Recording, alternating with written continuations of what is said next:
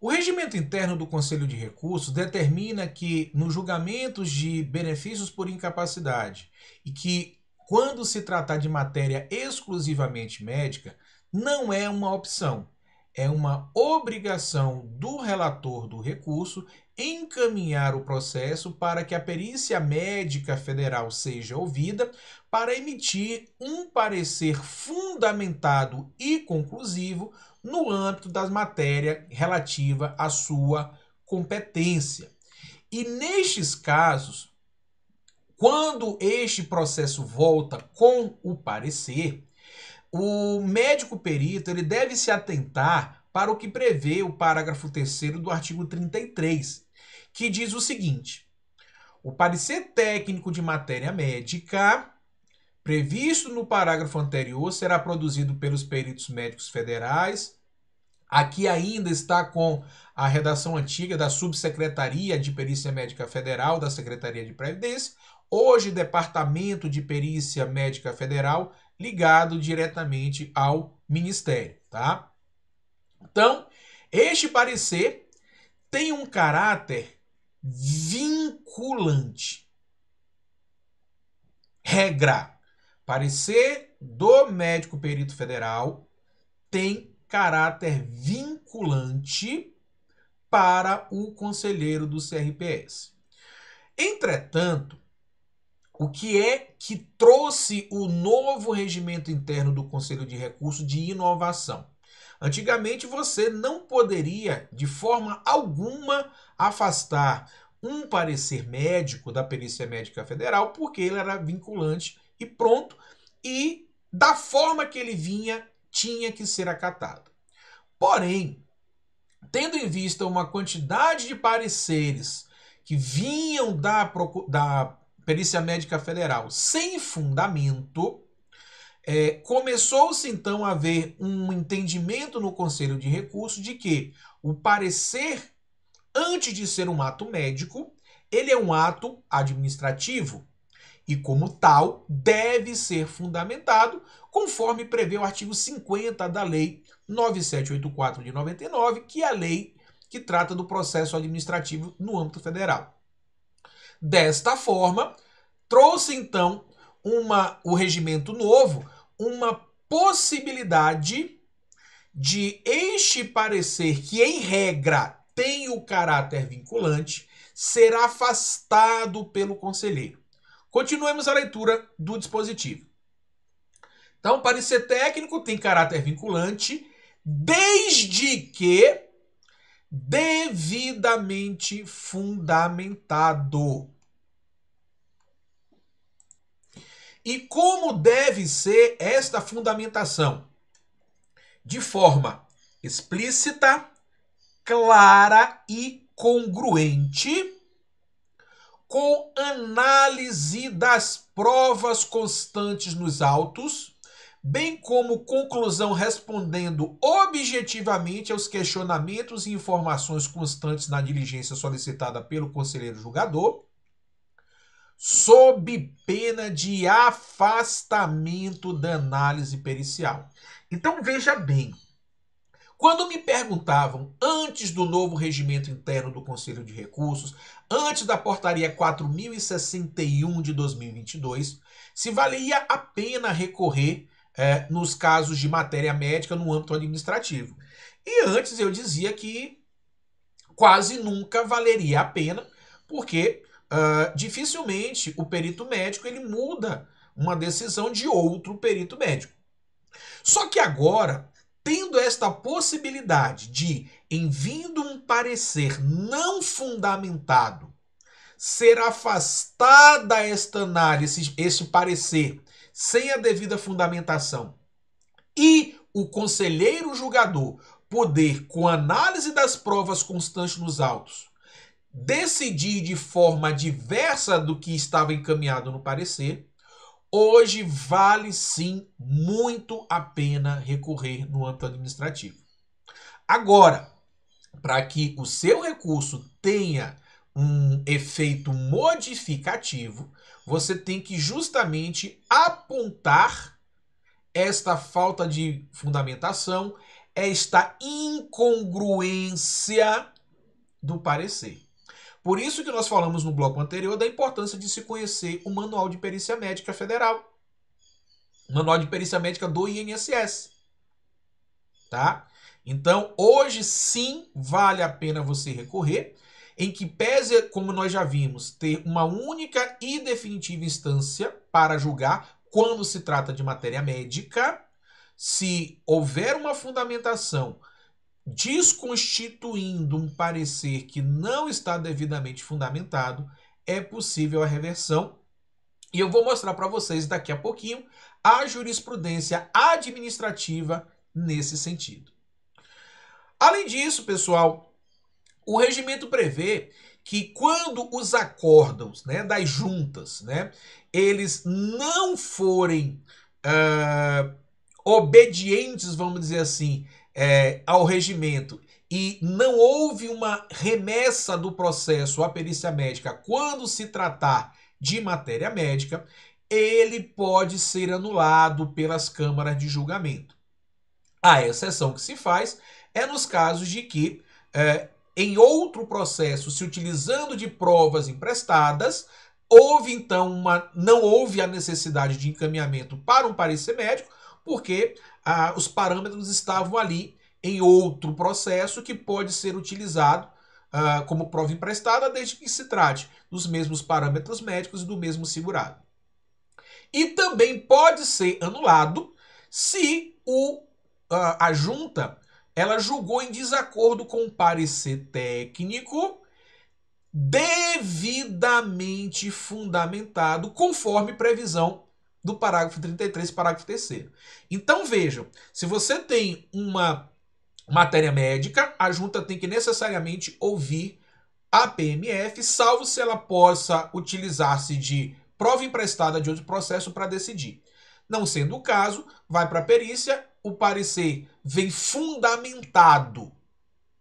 Veio fundamentado, vincula o conselheiro na junta. Não veio fundamentado, ele pode afastar o parecer e pode conceder o benefício, tá? Nos casos, inclusive, pessoal, de recurso onde o parecer médico fundamentado, ele corrobora a decisão do INSS que indeferiu o benefício, esse processo, inclusive, não vai nem ser incluído numa pauta para o colegiado decidir. Nos termos do artigo 55, que também inovou o novo regimento interno, existe a possibilidade de decisão monocrática, onde o conselheiro relator faz o seu voto e este voto ele é homologado pelo presidente da unidade julgadora. Então, nesses casos em que teve uma decisão da perícia médica devidamente fundamentada, corroborando o indeferimento do benefício por incapacidade, não vai nem para o colegiado. O próprio relator vai submeter, né, a homologação do presidente da unidade, o processo já é devolvido para o INSS. E também nas situações de matéria de alçada, matéria exclusivamente médica, conforme nós já vimos no bloco anterior, naquelas situações, né, de datas técnicas, encaminhamento para reabilitação profissional, acréscimo de 25% e as demais matérias, o relator desse processo na Câmara, na segunda instância, ele também nem vai incluir esse processo em pauta, ele vai encaminhar para o presidente da Câmara, dizendo que não vai conhecer do recurso por se tratar de alçada exclusiva da junta. Então, nessas situações, os processos tendem a ser analisados e julgados de forma mais rápida. Uma coisa importante, pessoal, é que vocês precisam conhecer também, além do regimento interno do Conselho de Recursos, a instrução normativa do Conselho de Recursos, que trata de procedimentos a serem observados pelos conselheiros na hora de julgar. E lá na instrução normativa número 1 de 2022 do CRPS, tem uma seção exclusivamente para tratar de BPC e de benefícios por incapacidade. Não sei se todos aqui já tinham conhecimento. E lá no artigo 89 da instrução normativa, ela diz que quando um recurso de BPC-LOAS da pessoa com deficiência, né, que foi indeferido exclusivamente pelo critério de renda, e este critério de renda ele é afastado ou ele é superado e é reconhecido, então, que a renda per capita está inferior a um quarto do salário mínimo, o Conselho de Recursos vai ter que devolver o processo para o INSS para ele fazer a análise da deficiência. Tá? Ou seja, ao invés do INSS já numa primeira análise analisar tanto o critério de renda quanto a existência da deficiência, se o critério de renda já não for cumprido, ele nem faz a análise da deficiência. E isso na prática faz o quê? Faz com que seja atrasada a solução definitiva do processo. Porque a questão da renda ela pode ser resolvida, questão de atualização de CAD único, questão de retirada de membros de grupo familiar, e aí vai ser indeferido por conta da renda, vai demorar para ser analisada a questão no recurso, o recurso pode ser provido, só que o benefício não vai ser concedido. Ele vai ter que ser encaminhado para o INSS para agendar uma análise da deficiência pela perícia médica e pelo serviço social. Na hipótese em que o recurso não esteja instruído com todos os elementos documentais, né, que permitam o julgamento do critério de renda e nem se possa obtê-la pelo site central ou outro sistema disponível. Site central é um sistema que nós utilizamos no Conselho de Recursos para verificar se tem outras peças ali no processo. Ele será baixado em diligência, especificando os documentos que o INSS deve juntar. Então é importante, pessoal, para a gente evitar esse tipo de diligência que vai atrasar ainda mais a análise, que toda a documentação relativa ao reconhecimento do critério de renda é importante que já esteja juntada aos autos. Tratando-se de recurso indeferido com base em não reconhecimento da deficiência do requerente, o conselheiro julgador, se for o caso, encaminhará à PMF para emissão de parecer, justamente aquele parecer que deve ser fundamentado, objetivo, claro, congruente, para ratificar ou retificar a primeira análise do INSS. Parágrafo único. Na hipótese do CAPT, o conselheiro julgador deve se abster de solicitar que a análise médica seja realizada por profissional especialista na deficiência apresentada pelo requerente, até porque não existe essa especialização dentro da perícia médica. Todos são peritos médicos, todos, a princípio, têm o conhecimento necessário para fazer essa avaliação de qualquer incapacidade ou de qualquer deficiência. Pelo menos em tese, tá, gente? Na hipótese de a PMF definir pela necessidade de realização da perícia médica na modalidade presencial, né?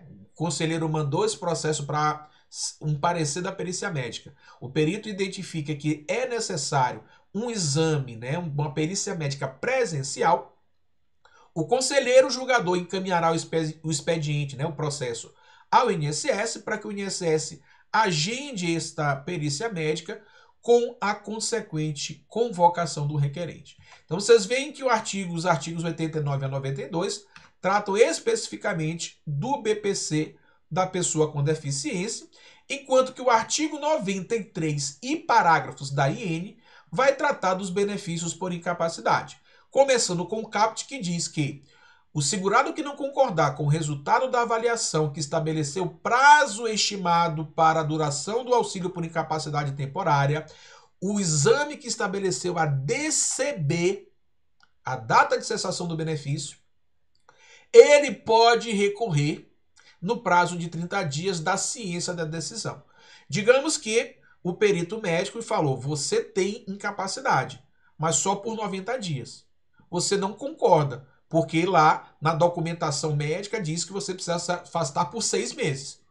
Desta decisão, em que pese o benefício ter sido concedido, cabe recurso contra o prazo fixado. Nos casos previstos no CAPT, análise médico-pericial em fase recursal, se necessária, será feito por perito médico federal diverso daquele que tem realizado o exame anterior, justamente para se ter uma outra opinião de um outro perito médico. Passado o prazo previsto no CAPT para a interposição do recurso, ocorrerá a preclusão. Saiu a decisão que estimou 90 dias de afastamento. A partir da ciência, você tem 30 dias para recorrer. Não recorreu, preclusão. Não pode mais recorrer. Entretanto, daqui da decisão, a partir de 15 dias antes dos 90 que foram determinados para a cessação do benefício, você pode fazer o quê? Fazer um pedido de prorrogação. E é justamente o que a IN está dizendo. Porém, não prejudicará o requerimento de PP, pedido de prorrogação, desde que observado o prazo legal a partir dos 15 dias que antecedem a cessação do benefício até a DCB. Então, você pode não ter recorrido, precluir lá em relação à data de cessação, mas 15 dias antes, a legislação lhe permite que você faça o pedido de prorrogação a partir de 15 dias antes da DCB. Da decisão que negar o pedido de prorrogação, ou seja, você fez o pedido de prorrogação, não foi prorrogado o benefício pelo INSS. Desta decisão, caberá recurso ordinário, recurso à junta, exceto se o segurado já tiver interposto o recurso ordinário na forma do caput. Ou seja, quando você já entrou com o recurso da fixação da DCB, no nosso exemplo, nos 90 dias, ainda que pendente de julgamento, em hipótese em que o recurso não será reconhecido. E por que não vai ser reconhecido se você entra com um recurso ordinário pedindo, uma prorrogação da DCB? Ele não foi julgado. 15 dias antes dos 90 dias, você pede o pedido de prorrogação e foi negado. Por que você não pode entrar com o recurso do pedido de prorrogação? Parágrafo 4º explica. Não caberá no mesmo processo o recurso da decisão que estabeleceu a DCB, caput, 90 dias, e da que negou o PP, por ambos objetivarem o mesmo intento, qual seja a manutenção do benefício pelo prazo superior àquele fixado na perícia médica, no nosso exemplo, os 90 dias. Entendeu? Ficou claro? Está vendo a importância de conhecer também os atos normativos do Conselho de Recursos da Previdência Social? O parágrafo 5º ainda fala o seguinte: havendo pedido de prorrogação ainda não apreciado pela Perícia Médica Federal até a data de cessação do benefício, observado o parágrafo anterior, caberá recurso ordinário, caso não haja ainda uma decisão do PP, desde que não haja o recurso da decisão, aquele recurso de 30 dias, da decisão que estabeleceu a data de cessação do benefício. E para finalizarmos, pessoal, eu vou trazer aqui a jurisprudência administrativa do Conselho de Recursos, que vocês também podem encontrar lá no meu site, gustavobeirão.com. E aqui a primeira decisão, falando justamente sobre a anulação de um parecer não fundamentado, nulo de pleno direito, aplicação do inciso 7, parágrafo único, artigo 2º, corroborado com os incisos 1, 5 e 8, artigo 50 da Lei 9784. Foi uma decisão em que a 21ª Junta de Recursos mandou restabelecer o benefício porque o parecer técnico da perícia que estava negando o benefício não estava devidamente fundamentado. Mesma situação ocorrida na 22ª Junta de Recursos, onde o auxílio acidente foi cessado sem perícias e sem a conversão, a utilização do seu valor na aposentadoria, sem comprovação de instrução processual para o ato de cessação. Anulação do ato administrativo por falta de fundamentação, ou seja, o indeferimento do INSS, a cessação do INSS foi anulada pela junta e se restabeleceu o auxílio acidente. Da mesma forma, uma decisão da terceira Câmara de Julgamento falando da obrigatoriedade da oitiva da Perícia Médica Federal em matéria médica. Então não dá para decidir matéria médica sem o parecer. Se ele vier fundamentado, vincula. Não veio fundamentado, pode ser afastado e analisado com outras formas, com outros documentos dentro do processo. E aqui em relação ao BPC, tá, gente? Chamo muito a atenção para a resolução número 1 de 2019 do Conselho Pleno do Conselho de Recursos, que abriu a possibilidade de utilizar outros elementos probatórios de condição de miserabilidade do grupo familiar e da situação de vulnerabilidade. No caso concreto, foi um parecer social feito pelo próprio INSS, que dizia que, apesar da renda per capita ser superior a um quarto do salário mínimo, existia uma situação de vulnerabilidade. Neste caso, foi concedido o BPC à pessoa com deficiência, mesmo ela tendo um critério de renda superior a um quarto de salário mínimo. Decisão que também, né, tem sido acompanhado em outras unidades, como a segunda composição adjunta da quinta junta, e também em relação à questão de devolução de benefícios de BPC que são concedidos muitas vezes de forma indevida, o INSS ele quer a restituição. Porém, o artigo 49 do decreto 6.214, que regulamenta o BPC, diz que só pode devolver os valores recebidos indevidamente no caso de má-fé. Então, nestes casos, o Conselho de Recursos tem afastado esta devolução, em que pese, uma vez confirmada a irregularidade, negar a manutenção do BPC. Isso aconteceu também aqui neste processo. E também a outra resolução do Conselho Pleno, que é de número 19, no sentido também de possibilitar, por meio de outros critérios, a avaliação da situação de miserabilidade, juntamente com um parecer do assistente social do INSS. Então, nesses casos onde se alegue que houve uma superação da renda, né, é possível você solicitar, tanto no requerimento inicial quanto no seu recurso, que o processo seja baixado em diligência para que se faça um parecer social, para que se possa, por meio de outras formas previstas lá no artigo 20, parágrafo 11 da Lei Orgânica da Assistência Social, onde se possa, por meio deste parecer, verificar se, ainda que a renda per capita ultrapasse um quarto de salário mínimo, existe a situação de vulnerabilidade social apta à concessão do benefício. Ok, gente? Não se esqueçam também de ler o artigo, o anexo 5 da instrução normativa do Conselho de Recursos, que traz todo o fluxo de perícia médica a ser utilizado e cumprido pelo Conselho de Recursos, tá? Espero que vocês tenham gostado da aula, espero que possa trazer aplicabilidade prática desde já, assim que você acabar de assistir. E convido vocês a conhecer as nossas redes sociais, Instagram, o Facebook, o YouTube, conhecer o meu site gustavobeirão.com, onde tantos atos normativos do INSS, do Conselho de Recursos, a jurisprudência administrativa e judicial também separadas por temas, por assuntos, e uma série de outros materiais, vídeos que vocês podem estar acessando lá. Convido vocês que ainda não conhecem a navegar. Um grande abraço, fiquem com Deus, espero vê-la em outra oportunidade, presencialmente ou em outras oportunidades online também. Um grande abraço para você.